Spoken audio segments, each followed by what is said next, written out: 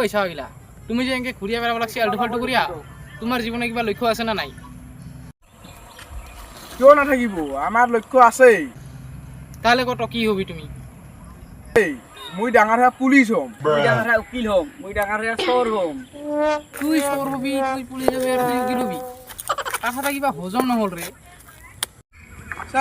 আমি তিনজন বন্ধু হম না অঙ্কটা আগত কত হই, কিন্তু হোলিতে কি হল? এরা এটা চোর কৰিব, চোর করলে ধরিব কায় পুলিশে, পুলিশে তো ধরলে হব জেল। তোক বাঁচাব কায় উকিল ভাই।